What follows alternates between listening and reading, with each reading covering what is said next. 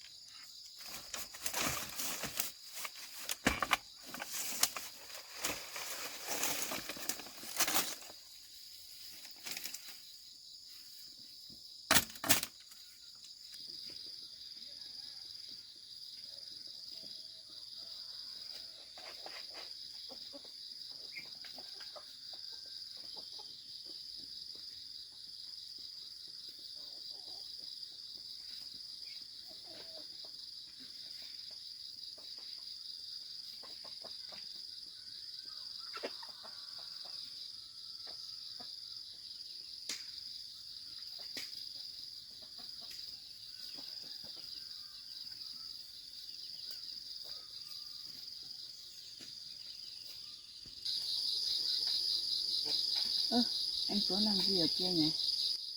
Anh Tuấn ơi, anh làm lều ở đây à? Em. Ô, không phải anh Tuấn đâu nhỉ? Vâng, em. Sao lại gánh đồ gánh cái gì đi đâu đấy? Em về sang vườn của em mà. À, vâng, đợt trước chị Tuấn lên chỉ ranh giới và là có vườn của người ta đấy, hóa ra là vườn của em à? Vâng, của nhà em ạ. Vâng. Thế là cái này anh lấy lại đất của anh Tuấn làm Vâng, vườn cái này à? anh mua lại với anh Tuấn rồi. Vâng. Em đi công ty khá lâu rồi ấy. Hôm nay em mới về, em thấy cái lều ở trên em tưởng là của anh Tuấn. Vâng, của anh thôi. Trước đây là anh mượn của anh Tuấn, xong về sau là anh lại mua lại cho anh Tuấn, lại bán lại nhường lại cho rồi. Vâng. Vâng. Thế sao em lại mang cả đồ gánh cái gì nhiều thế? Em gánh đồ gánh nước về, em về làm lều ở đây luôn anh ạ. Thế à? Vâng, về trong vườn. Vâng. Thế em về gánh cả đồ về làm lều ở đây, định làm cái gì được em? Em tính về làm lều ở đây để chăn nuôi ấy. Vâng. Đất của em cứ làm thôi. Vâng. Làm không là ấy ở đây anh cũng mua ít gà vịt ở đây. Anh cũng làm lều ở đây mà. Anh làm ở đây lâu chưa? Anh làm được cũng khá lâu rồi em ạ. Vâng. Nuôi mấy con gà vịt ngan ở đây. Em cứ xem chỗ nào đấy đất của em thì em biết rồi, thì chỗ nào nên thì em cứ đi làm thôi. Vâng. Thế em định làm ở khu nào? Em tính làm cái chỗ bằng bằng ở trên kia anh ạ. Vâng. Anh đi xem hộ em xem chỗ nào nên làm thì giúp em với. Để em xem á. Vâng. Thế em cứ đi làm thôi, xem chỗ đất của em làm thôi. Vâng, em tính đi làm cái chỗ bằng bằng ở trên kia kìa, trước kia em cũng làm lều ở đấy rồi. Trước đây cũng làm rồi. Vâng. Trước làm nương ở đây, làm đấy rồi hả? Vâng, trước kia em cũng làm đây rồi. Vâng. Thế thì em cứ làm đi, xem cái chỗ ranh giới cách xa xa tí cũng được. Vâng. Cách mấy mét rồi em ạ. cần anh đi theo xem không? Anh đi theo xem nữa.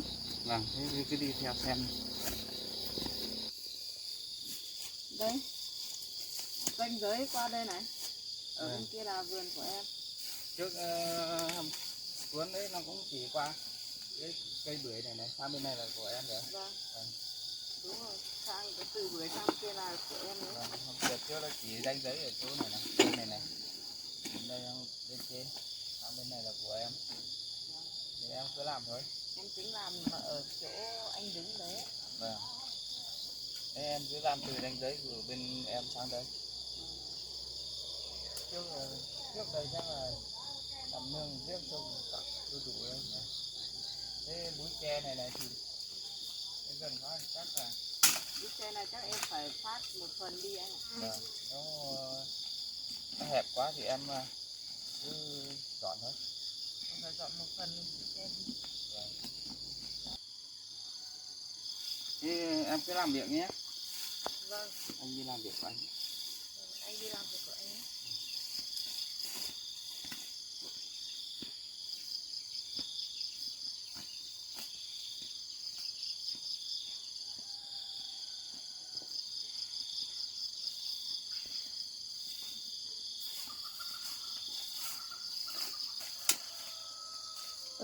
Cái anh này nhìn sao thấy quen thế, nhưng mà không nhớ là ai.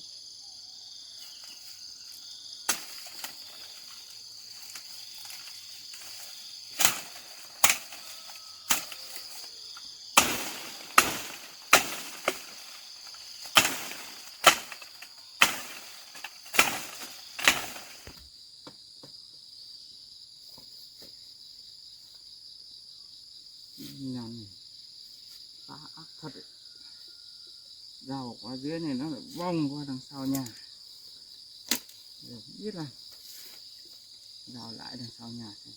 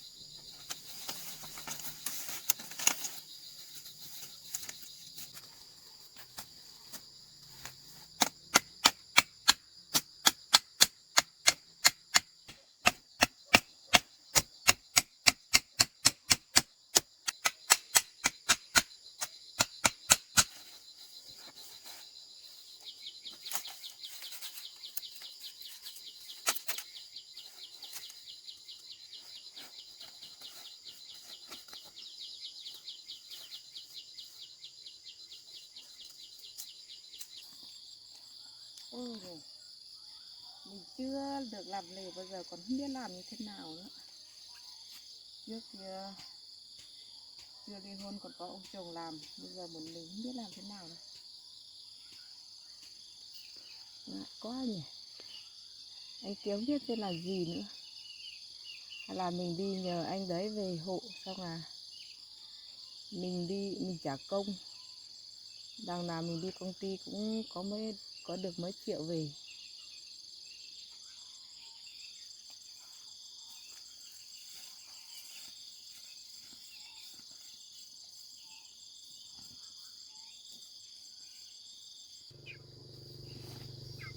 Em định làm như thế nào em? Đều ấy. Em tính lên hỏi xem nhà anh có cuốc có thuồng không cho em mượn với. Có thường anh vẫn có ở đây dùng đây mà. Mà anh ơi, có nghĩa là em không biết làm ấy, em chưa làm bao giờ, em không biết làm ấy, anh giúp em được không? Xong là em trả công cho anh. Mà anh ngồi làm á? Vâng. Công cán gì em? Anh hộ thì hộ thôi mà, chẳng qua là bây giờ anh cũng đang làm việc của anh nó dở đấy. Thì em cứ lấy thưởng này này, xong là lấy cuốc đi cào, xong là làm sạch, xong anh đi lấy cái trên kia rào trên kia xong đã, xong là anh xuống hộ. Vâng. Xong tí ngàn nó sang bên vào trong ấy, trong. Thế em mượn cuốc Vâng. thưởng, xong là anh xong việc của anh xuống giúp em với nhé. Vâng, đấy em vào đây đi. Em chưa làm bao giờ, em không biết làm ấy. Vâng.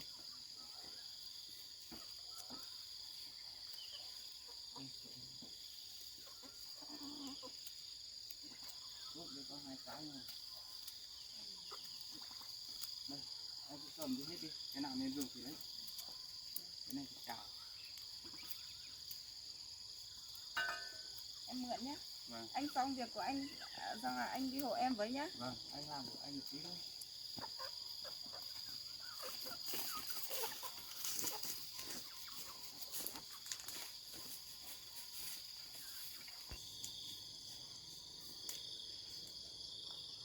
Ôi, cái anh này tốt thật đấy.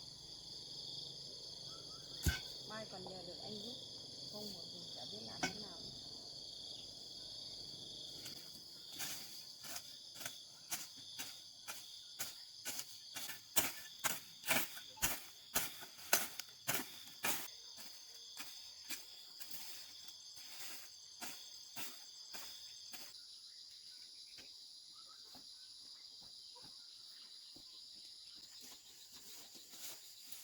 Rau lưng văng lên trên này.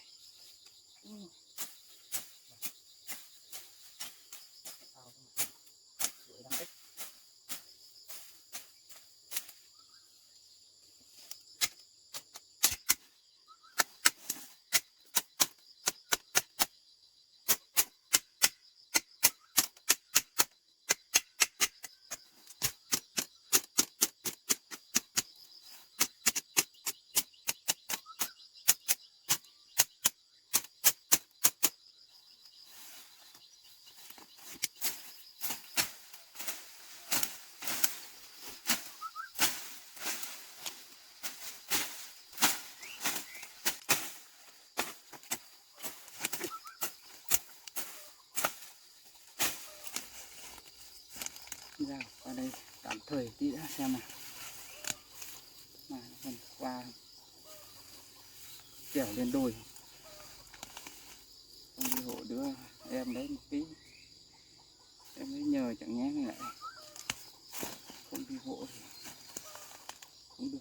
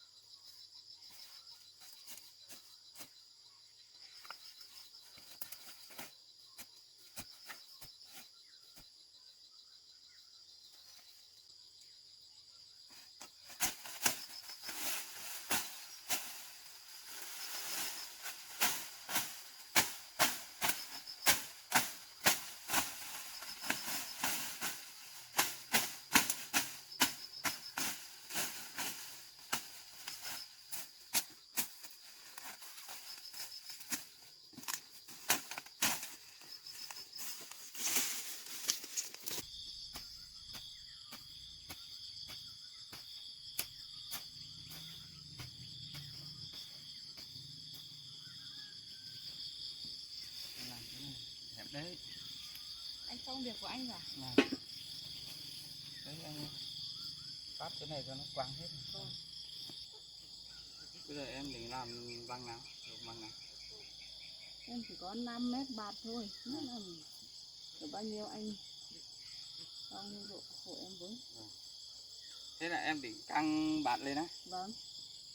Căng bạt lên thì bây giờ lấy dây để buộc 4 mấy góc này, xong làm cái nóc ở trên này thôi. Xong buộc vào dây xung quanh này. Em làm bạt thế này là em để em ở đây suốt à, hay là như thế nào, hay để làm chăn lợn gà, hay là làm cái gì? Em tính là em làm ở đây luôn đấy anh ạ. Đây luôn á? Vâng. Đây luôn thì các bạn này chẳng sợ mưa gió. Thôi thì em cũng làm tạm ở 1-2 tháng xem thế nào, em cũng tính lấy lô về làm như của anh ấy kìa. Thế á? Vâng. Còn lá cọ thì ở đây chắc hiếm. Vâng. Khu này thì không thấy có lá cọ thật, nhưng mà cái vườn ở bên kia thì cũng có một ít, nhưng mà em một mình con gái này thì không trèo được đâu. Rồi thế thì em cứ cào cái này đi, cào từ chỗ kia ra, xong rồi anh đi chậm, xong là chắc là tí lên chỗ trên này này đặt cây bầu. Vâng. Cào về xong là làm 2 cái cột, xong một cái cột nóc, xong xung quanh thì mình ấy thôi, mình kéo cái dây thôi. Vâng, làm chỗ này chắc cũng hơi gần anh chặt đúng không? Vâng.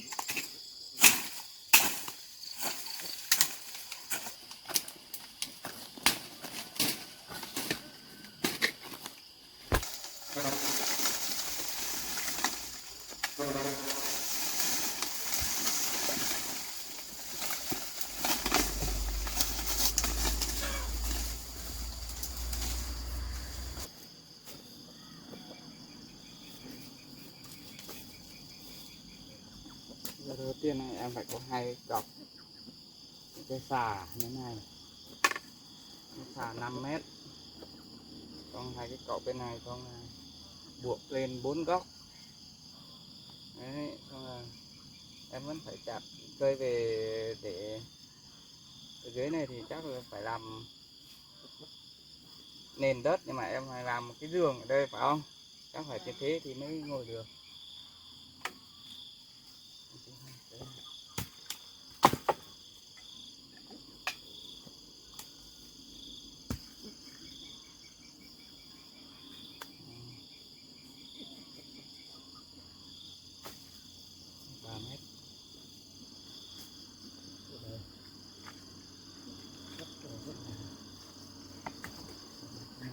Chắc làm 3 mét thôi anh ạ.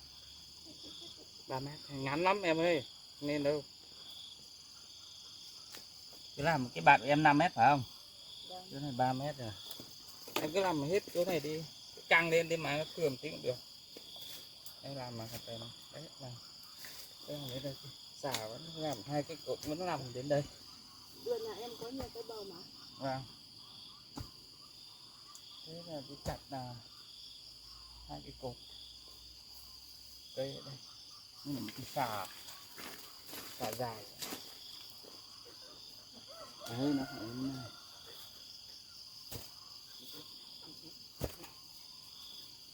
Này, cái cột cao này là cái xà đặt lên, xong là kéo bạt căng 4 góc này. Đó là đây được. Còn ở dưới em làm đấy, làm cái cột đây xuống đây, xong là làm cái giường trên này cho nó rụng cái ra đây, lúc mình để cả đồ ấy. Này, hôm nay mình cứ tạm thời xong làm nấu lớn chỗ nào dưới này chẳng hạn. Thế thì tôi nhà em bên kia đi chặt, em không đi được thì em ở đây, hoặc là cùng nhau đi. Đi xem đi. Cây cỏ đây gần chặt đến tháng.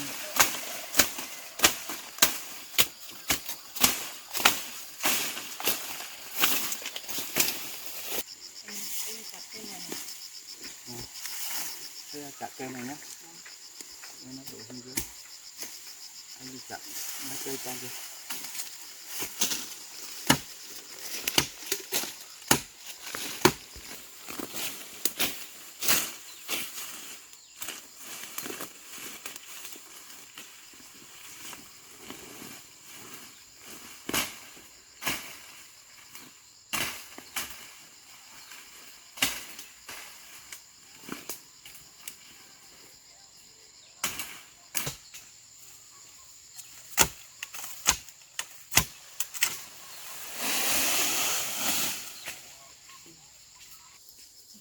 chạm nốt cái kia nữa.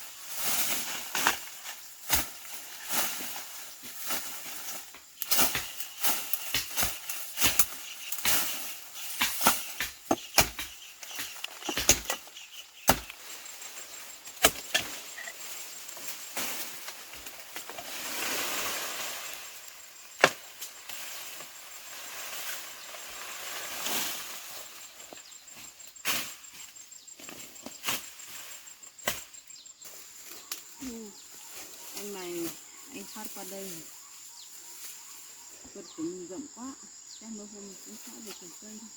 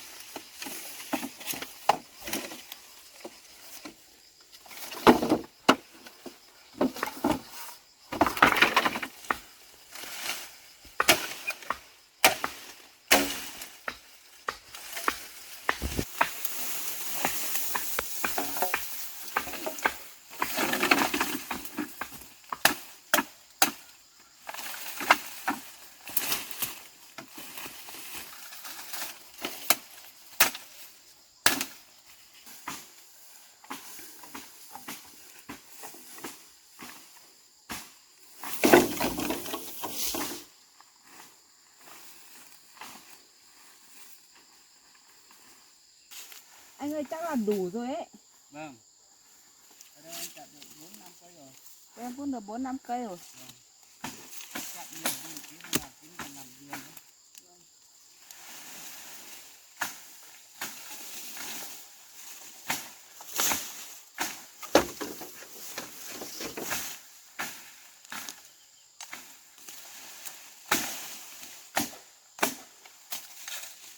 Tóm đấy đây nha. Vâng.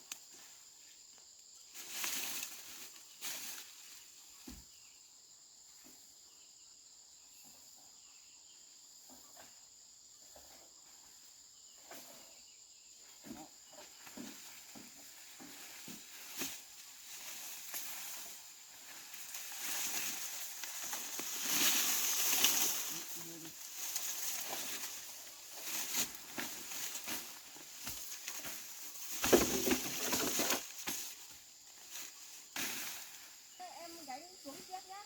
Vâng, thế em cứ đi trước đi. Vâng. Em đặt nốt hai cái này xong anh mang sau. Vâng.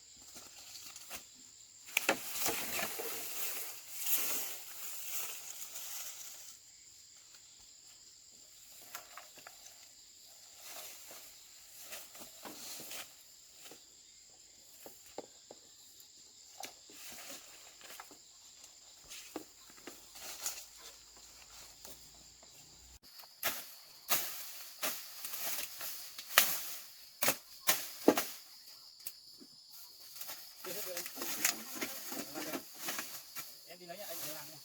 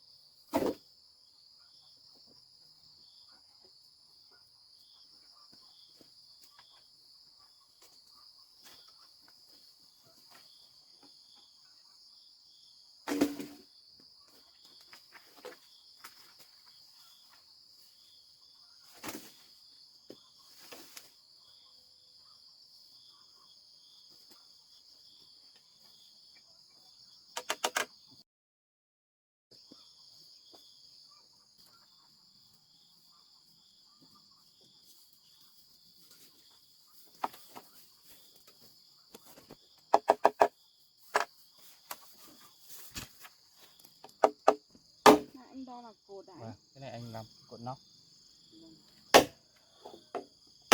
Nhờ anh em cũng ngại quá nhưng mà em một mình em không biết làm, không biết làm thế nào được, phải nhờ đến anh.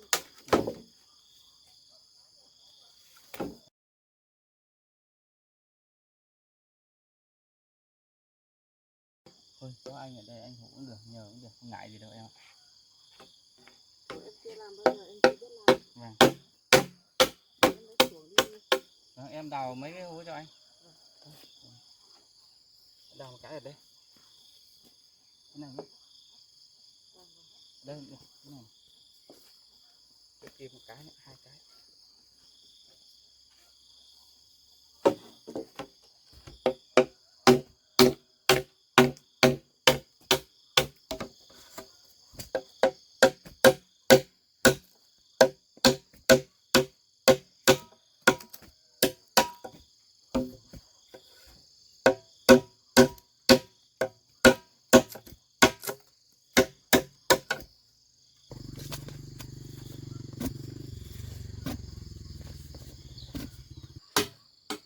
Anh ơi, vợ anh đi đâu rồi? Vợ anh á? Vâng, em nhờ thế này có sợ chị hiểu lầm không? Vâng, không sao đây em ạ. Anh cũng không có vợ đâu mà. Vâng. Anh cũng có vợ nhưng mà về cũng trục trặc, cũng bây giờ lại cũng là ly thân nhau rồi em ạ. Vâng. Con chưa em? Đây, em lại đào cái này nhé. Thì em đào đây. Chỗ này em ạ. Chỗ này.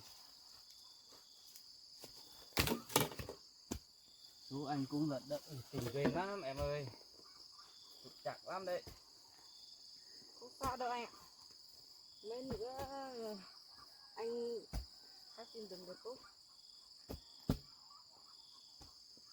Còn tìm được ai phù hợp mình không chứ. Nhưng mà thôi anh nghĩ bây giờ anh cũng có tuổi rồi, chắc là anh không lấy vợ rồi em ạ.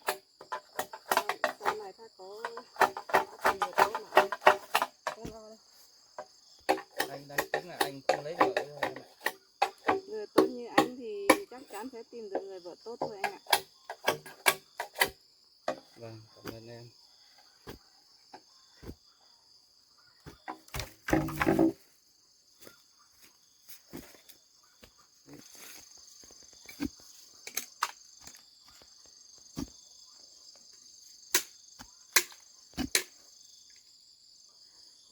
Anh ơi, anh xem mấy cái cành bưởi kia, cành nào vướng anh cứ chặt đi. Vâng, tí mình kéo bạn lên xem là cái nào vướng Vâng. chặt không vướng. Vâng.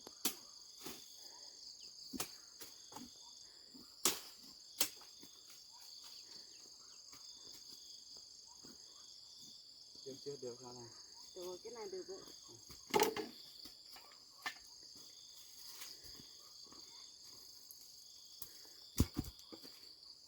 Cái nóc này mình cũng làm cao một tí nó mới thoáng em ạ. Vâng.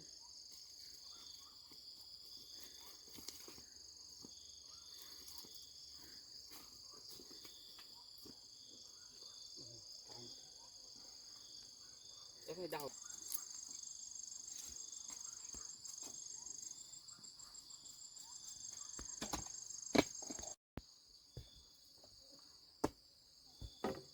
Cái này được rồi đấy anh ạ. Vâng. Để bây giờ đưa lên em ạ, đưa cái cây sàn lên. Cao này đấy. Có một đoạn thôi. Em để em đỡ lên.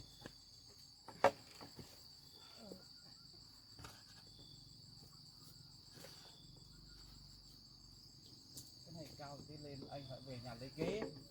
Vâng, Lên chắc, bộ được em ạ. chắc phải lấy ghế mới buộc mới đến buộc. Vâng, lấy ra không được. Bây giờ cái này thì mình lấy bạn về bộ bên này kéo đi. Sau là mình anh về nhà lấy cái ghế đó. Vâng. Với lại lấy cái dây nữa. Cảm ơn anh.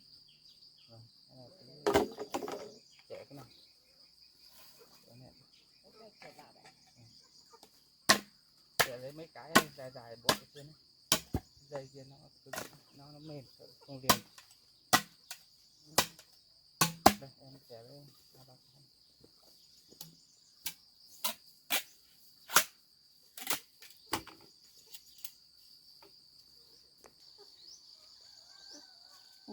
May quá. Gặp cái anh này tốt bụng. Mai còn có anh này giúp đỡ đấy. Nếu không thì buồn mình vất vả đấy. Nhìn lại ngày tốt thế. Sao lại không có vợ này.